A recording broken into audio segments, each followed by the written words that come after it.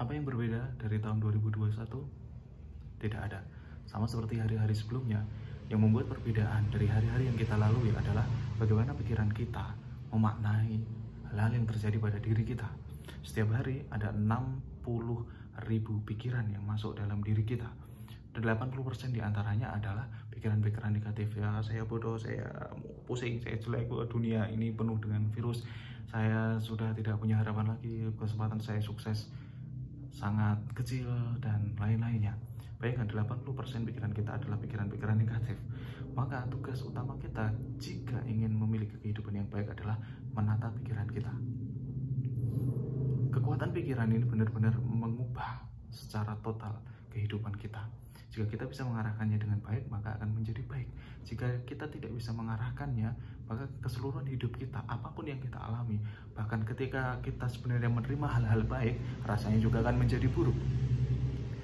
Maka dalam Islam, Rasulullah memberikan nasihat kepada kita bahwa Tuhan, Allah itu sebagaimana yang dipersangkakan hambanya.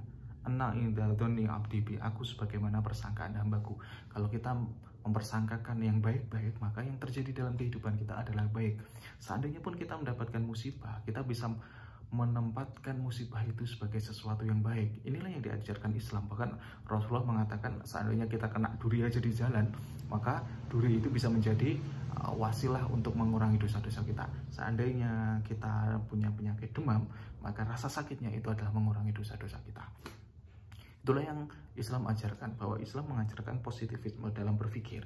Kita hendaknya berpikir yang serba baik terhadap Tuhan, berprasangka baik, berhusnudzon kepada takdir Allah. Ini yang menjadikan kehidupan kita menjadi lebih baik.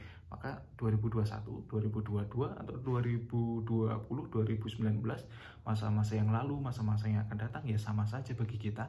Tidak ada perbedaan yang signifikan kecuali kita mengubah pikiran kita.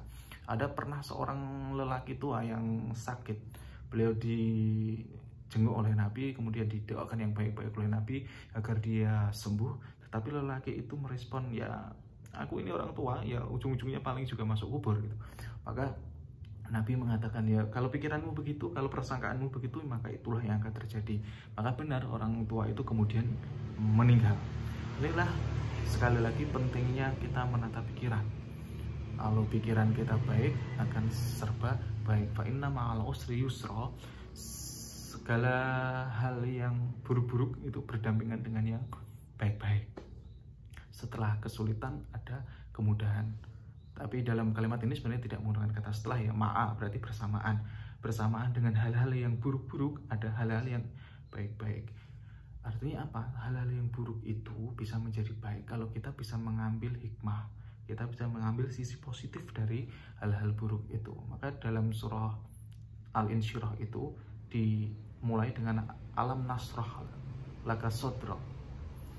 Bukankah kami sudah melapangkan dadamu? Jadi kalau kita ingin hidup kita itu bisa mengambil sisi-sisi yang baik, hal pertama yang harus kita lakukan adalah melapangkan dada. Melapangkan dada ini bisa berarti juga melapangkan pikiran kita. Ibarat wadah, jika kita, hati kita, pikiran kita itu hanya level mangkok, maka ketika mendapatkan sedikit gangguan, dicemplungi kerikil gitu, ya langsung akan ambiar, ada riak-riak gitu.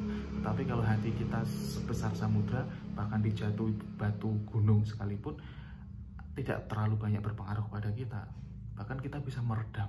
Jika kita hanya mangkok, kita dilempar, biar kita akan memberikan respon secara langsung. Tetapi jika hati kita itu seperti lautan, ketika kita dilempari batu, itu tidak langsung kita merespon berupa percikan air, tetapi kita meredam air, meredam batu itu pelan-pelan, sekian lama baru jatuh mengenai dasar dari hati kita.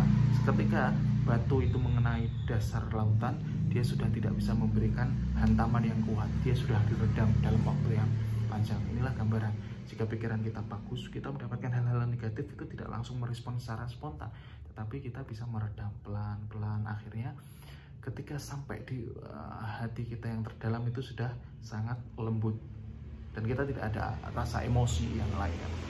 Maka tahun 2021 tidak ada yang berbeda, tidak ada hal baru, kecuali kita ingin menciptakan hal-hal yang baru, kita ingin menciptakan hal-hal yang berbeda, dan itu dimulai dari pikiran kita. Sekali lagi, setiap hari 60.000 pikiran masuk dalam diri kita, dan 80% diantaranya adalah hal-hal yang sifatnya negatif. Mari kita ubah gitu. Kita ubah pelan-pelan. Hidup ini indah karena Allah mengkaruniakan kepada kita. Kalau sampai tidak indah, itu berarti kita tidak bisa menjadi wadah yang tepat. Maka sekali lagi, mari kita perbaiki pikiran kita di tahun 2021. Banyak hal-hal baik yang sebenarnya masih kita bisa dapatkan. Ya gitu aja.